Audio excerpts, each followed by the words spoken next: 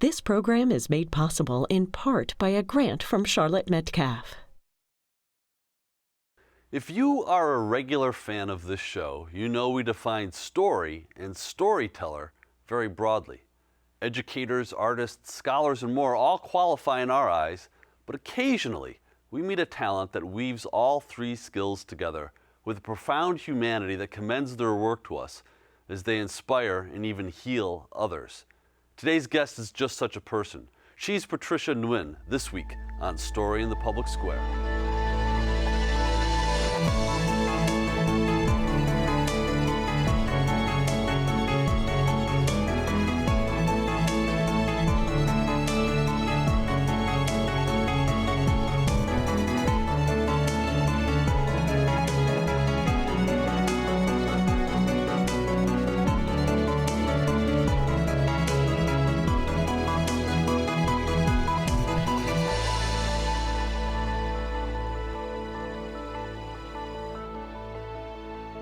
Hello and welcome to Story in the Public Square, where storytelling meets public affairs. I'm Jim Ludis from the Pell Center at Salve Regina University. Alongside me is my friend and co-host, G. Wayne Miller of the Providence Journal.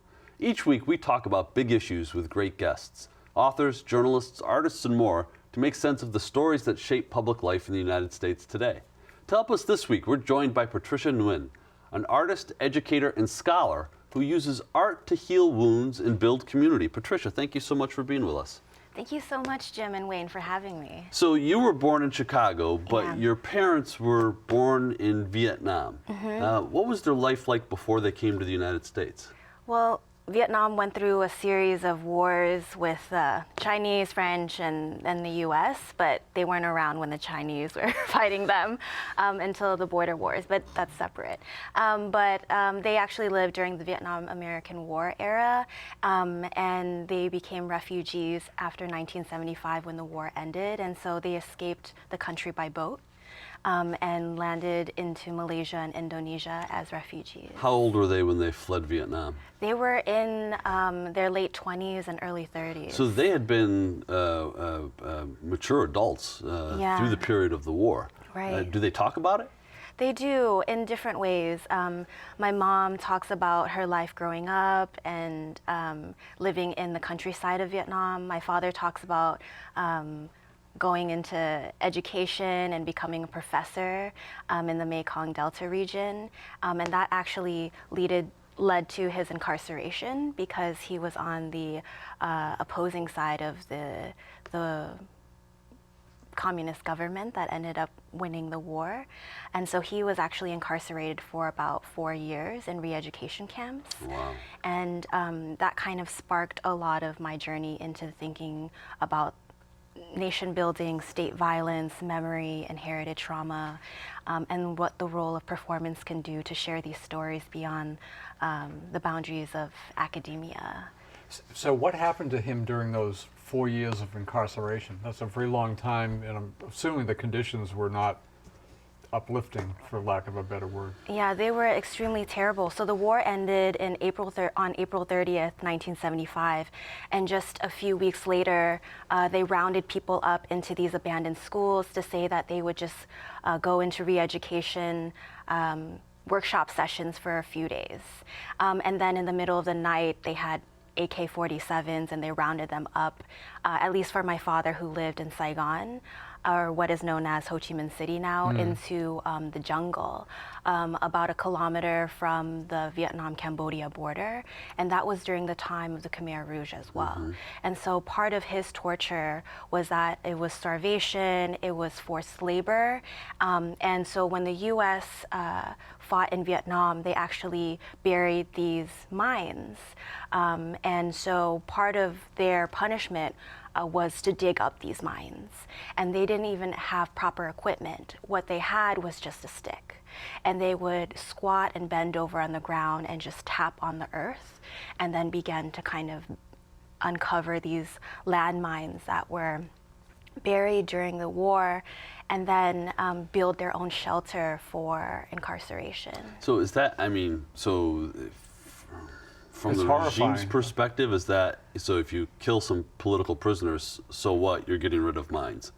Right, so the way that it was framed, because even Amnesty International had stepped in and talked to the Vietnamese government at the time and said that these are a violation of human rights and that people deserve a proper trial and all of that. And so there was a lot of things that they did to try to get around that, but they said that these were people who opposed the freedom of the country and the independence of the country, so they're actually war criminals that deserve to be punished in this way, and that was actually, they were offering it as re-education. So instead of calling it a prison, they called it re-education. So your parents were married at that time, is that correct? They actually met in Chicago. Oh, they Really? met in Chicago. Yeah, Okay, so they didn't even know each other they during didn't the know each war. other. They didn't know each other during their time in refugee camps. Yeah, And they got out separately, they got out and separately. they met in Chicago. So Yeah. how did they get out? I mean, that's a long journey from 4 years of incarceration. I don't know how long your mother was Yeah.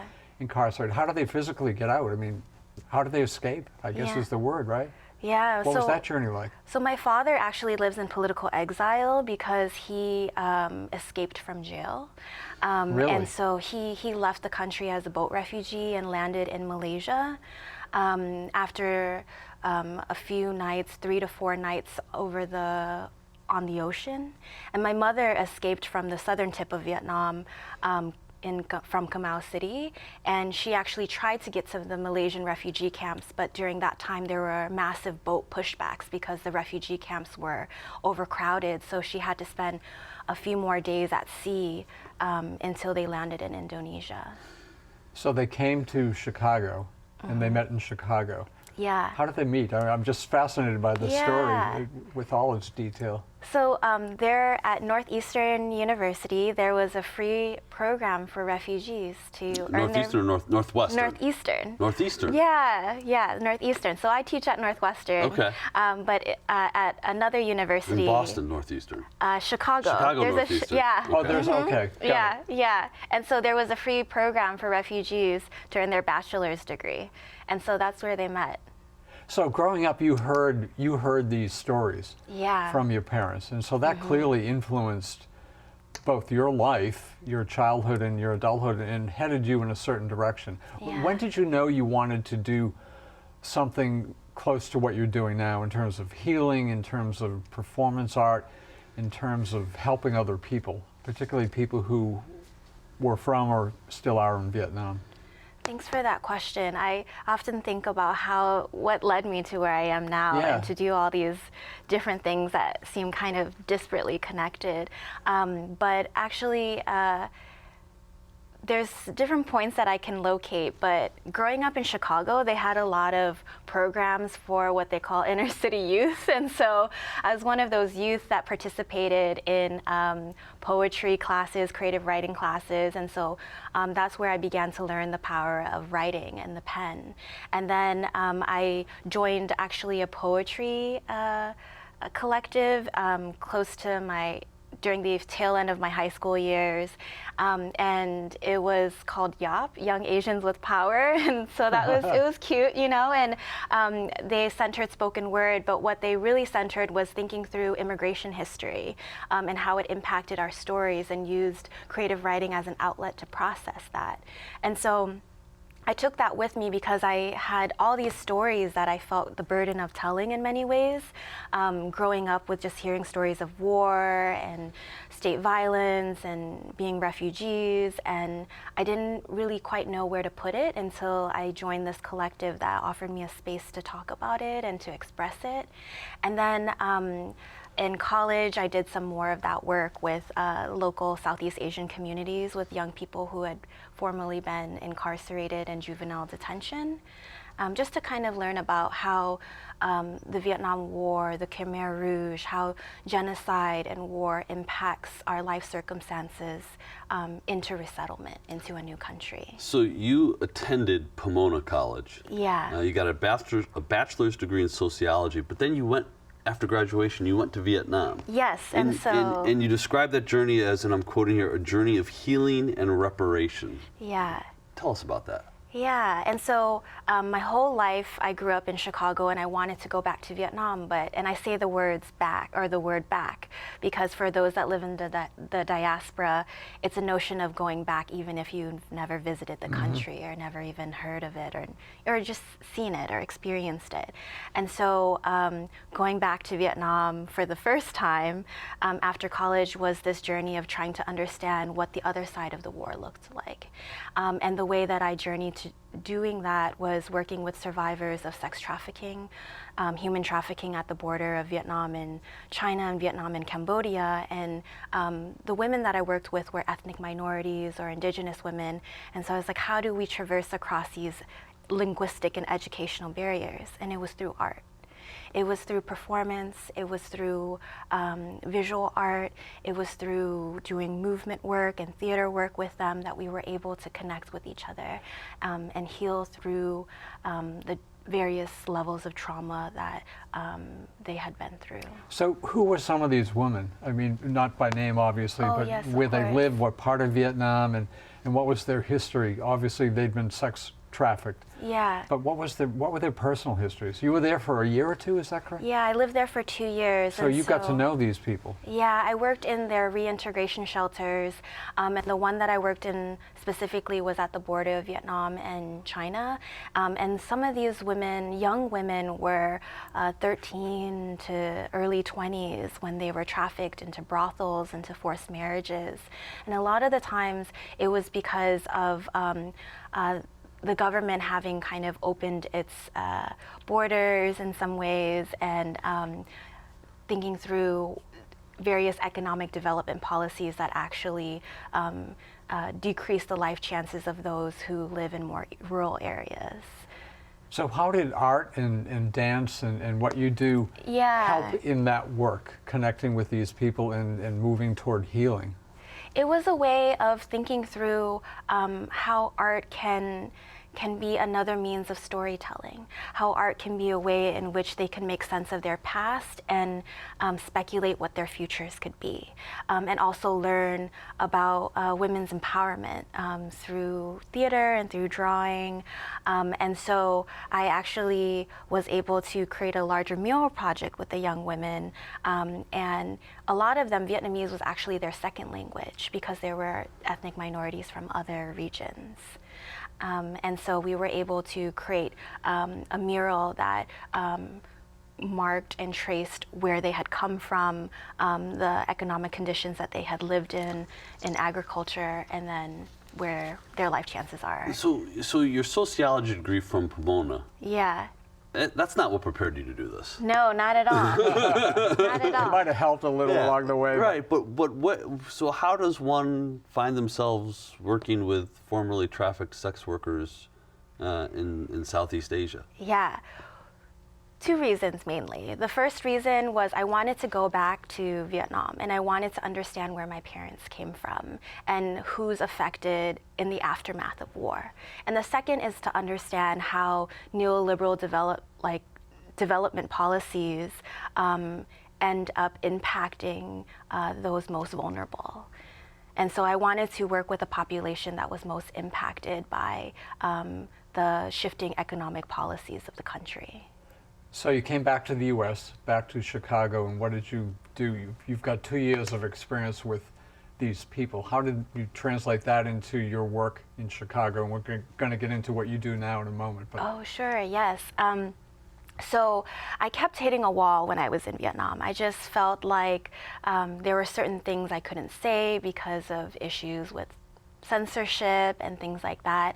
And so I wanted to go back to school. I wanted an avenue to make sense of and have a larger analysis of transnational trade policies and thinking through how political economy affects the personal lives of people, but through performance. So it seems kind of separated. And then I found this program at Northwestern University in performance studies where people were studying human rights through performance. And I thought that was really powerful. What does that mean? Yeah, that's so. I'm a historian. I've been around a lot of international relations theories programs. Yeah. How do you study international human rights through performance?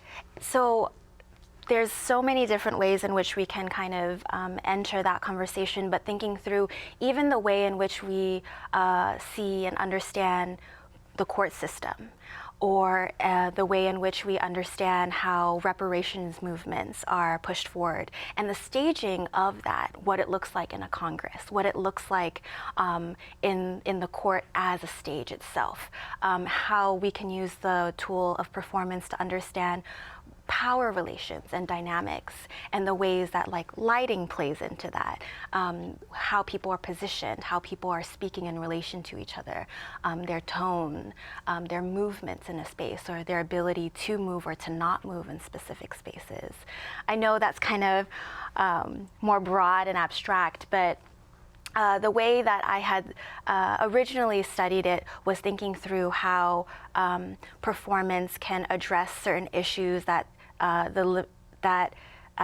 human rights law and international language kind of limits in some ways, and how performance can touch on those issues, address those issues, but also push beyond it for us to kind of imagine what else could be possible. So how do you use performance? Are you on a stage? Are you in a museum and with an audience? And who might that audience be? Yeah, I perform in a lot of different spaces, from museums to gallery spaces to the street, and thinking about the site specificity of the street. For example, I did a performance commemorating the 40th anniversary of the Vietnam-American War at the lake where John McCain was shot down at in Vietnam, in Hanoi, thinking about the site specificity of that. I've performed at the Museum of Contemporary Art in Chicago on issues of Southeast Asian deportation, and thinking through the materiality of confinement in some ways, and working with just like metals, and working with wood, and working with also those space fabrics that are used in a lot of detention centers, and so really thinking about that in relationship to the body. Does the healing through performance happen for the artist or for the audience, or both? Is it a dialogue? I guess I'm trying to understand the pathway to healing. Yeah, it's both and so I've performed a piece called Salt Water that reflects on the journey of boat refugees, Vietnamese boat refugees, and connected it to the boat exodus of folks from Northern Africa across the Mediterranean. And so for people who have experienced that journey, it allows them a sense of catharsis in some ways. Those are some things that people have shared with me. And for those who've never experienced it, it incites a sense of urgency and wanting to address these issues and learn more about these issues. But I also use performance in workshops and more educational settings with people who are survivors of torture or of war, and that's where I find it most healing, because a lot of these traumas are stuck in the muscle memories of our body, and so I work through performance and movement to release those kind of stuck memories that inhibit and limit movement, to breathe air into it a little bit more, and to strengthen it so people can feel more empowered in their own body when they've experienced circumstances where they've had limited life choices. So what do they tell you, the people who participate in this and are doing something that they've probably never done before? You use the term cathartic. Yeah. What kind of feedback do you get from them? Is it like, yeah, thank you for doing this, I found something within myself I hadn't thought of? Tell me, what does it do? So I've led this one workshop that I'm exploring a little bit more, that I'll go into also, that actually inspired a memorial project, but it's called Breath, Form, and Freedom. And so I was exploring the idea of breath and breath in the body. Because a lot of the times, even something as simple and basic as when we experience anxiety or have panic attacks, we can't breathe. It's difficult to breathe. And so I actually connect that to Frantz Fanon, who is an anti-colonial theorist who's written about combat breathing. And he's talked about combat breathing in the sense of how to colonize subjects, or those who've been under conditions of duress and oppression, breathe and fight back through their breath. And so I've led breathing workshops and movement workshops that kind of exacerbate the way in which people can and cannot breathe, to play with that range. And people have talked about how they've been able to realize their own awareness of breath and how it came into close proximity with their relationship with death, and their relationship with police violence, their relationship with environmental racism and asthma that they've experienced in the communities that they've grown up in. And so it becomes both wow, I feel stronger in my body, I feel my own breath again, but I'm connecting it to these larger issues that are impacting me. So there's clearly a mental health impact in doing this. I mean, I'm reminded of mindfulness. I mean, it seems to have a relationship to that. You are clearly an expert in trauma. Your family has experienced trauma. You have dealt with a lot of people who have experienced trauma, and you know the effects of trauma can be lifelong. They can show up in terms of depression, PTSD, and other clinical diagnoses. Right.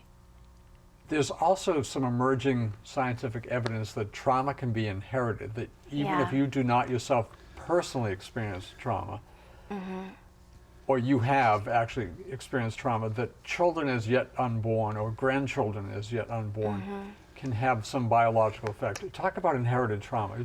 It's a relatively new field. I think it's still controversial to an extent, but there is scientific evidence. Science Magazine recently did an article on this very issue. Talk about that. Yeah, absolutely. After my long-winded Oh no, introduction. that was wonderful. No, that was great. I think about inherited trauma through multiple ways, and of course through the scientific lens, and thinking about how it impacts epigenetics and the ways in which genes are actually there's actual shifts that happen that increase the rates of anxiety, and also carried on PTSD and depression in children of refugees, or children who have experienced or their parents who have experienced genocide and war. And these are children who themselves have not experienced it because of that genetic link through their parents. There's an effect. Absolutely, and they carry over what their parents have gone through in many ways, because a lot of the times in a lot of refugee communities, people don't really share about their experiences. They don't really talk about what they've gone through from the war and the aftermath of it. And so how do we make sense of inherited trauma if it's not somebody shouting, this is what happened, this is what I went through?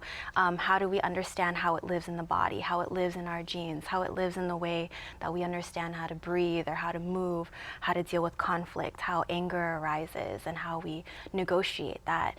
And so I also think about it in a different way as well, in terms of how inherited trauma is also linked to the way that we even understand our own bodies, and how there's water carries memory, and I'm connecting this to a lot of Black scholars that have studied the transatlantic slave trade, and thinking through the body of water as carrying a lot of memory, and how that gets and how the majority of our own bodies are made up of water as well. And so how do we make sense of that in the way that we conjure or pull up memory in our own bodies that connect to these histories? You just completed another work with another artist called Breath, Form, and Freedom, which is a public memorial to the victims of torture, alleged torture, by former Chicago Police Commander John Burge. Tell us about that about that piece. Yeah, thank you for bringing that up. And him first, because it was relatively new to me when we talked before we went on air. Oh yes, yeah. So John Burge was actually trained by the CIA for assassination missions and also to torture people during the Vietnam-American War. And then he learned those torture techniques and brought them back to Chicago as a Chicago police officer and then a commander that led a midnight crew that would torture predominantly black men and some women for over 2 decades. And over 100 people have come out to share their stories, and some of which are still incarcerated and some of which have been incarcerated for over 30 to 40 years. A few have been on death row, and all of under false accusations, and a lot of them were tortured through suffocation, through electrocution, into forced confessions of crimes they've never committed. And so this memorial honors their life. And it was spearheaded by the Chicago Torture Justice Memorial Project, which is actually part of this larger reparations ordinance that was passed in Chicago. So Chicago is the first municipality in the country that has passed a reparations ordinance that addresses police violence. And so part of that ordinance includes things such as public school curriculum on this issue, public education, college education for survivors and their family members, and also this memorial. And so right now we're actually hopefully going to get funded by the city of Chicago, but we're still in conversation with the newly elected mayor. And so we're hopeful that this memorial will be funded. But part of the process was having survivors talk about what they wanted the memorial to look like. And so 100% of the survivors wanted their names to appear on the memorial. Wow. So we wanted, that was work. a non-negotiable. So we wanted to make sure that that was there. And the memorial is also an educational tool in many ways. And so, yes, hopefully folks can read more about it. It's on the Chicago Tribune and WTTW. It's fascinating work. Patricia Nguyen, thank you so much for being with us. That's all the Thank you. time we have this week, but if you want to know more about Story in the Public Square, you can find us on Facebook and Twitter or visit pellcenter.org. He's Wayne, I'm Jim, asking you to join us again next time for more Story in the Public Square.